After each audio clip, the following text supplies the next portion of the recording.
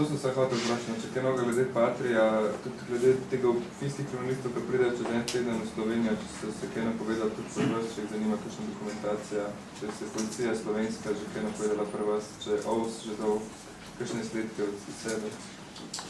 Ja, kar se tiče finske policije, moram reči, da name se še niso obrnili, tudi ne naša policija, obveščevalna varnostna služba upravlja pač naloge, ki so bile naložene, seveda pod vodstvom državnega tožilstva.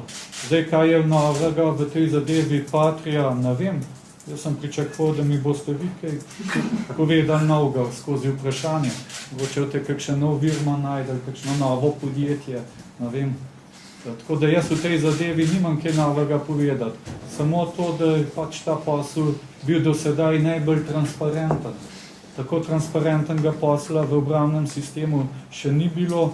In če pogledamo recimo podoben nakup v Lukov 6x6, že samo dejstvo, da je bila ena pogodba, da smo imeli 25 aneksov, da se je potem celotna zadeva podražila za več kot 30%, da so se uklepi, da so pokali, da imamo priznano sistemsko napako na zavorih, bi bilo dobro, glede na to, da imam računsko sodišče v hiši, da bi še pogledali, kako je teklo nakup pri 6x6, bi to primerjali z nakupom 8x8.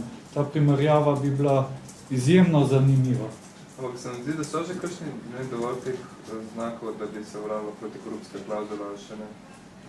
Ja, pogledajte, za uveljavitev protikorupcijske klavzule je potrebno, da je nekdo iz Finske ali pa iz podjetja, ki zastopa finsko Patrijo, bi moral nakazati neko vsoto denarja, vsaj uslužbencu Ministrstva za obrambo, ki ima pooblastila v tem projektu, ali pa mnenja, ali pa ne vem komu. V takem primeru mislim, da bi bili izpolnjeni pogoji, da se ta protikorupcijska klavzula uveljavi.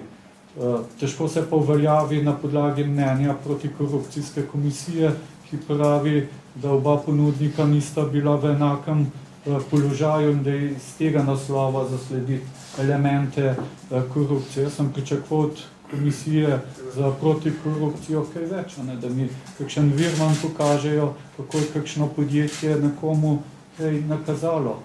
Zdaj, glede teh enakih možnosti ali pa enak položaj, jaz moram reči, mi smo na nek način bolj branili sistemsko tehniko, ker smo ji dovolili, da ponudi vozilo, ki ga še ni, to se pravi licenčno vozilo Pandur na testiranjih, ker ne bi bilo potrebno. Ampak zato, ker nismo želeli nobenih očitkov, smo rekli, dobro, pa ne bo licenčno vozilo Pandur, ki se pa žal tudi ni, ne vem kako izkazano, ki smo testu.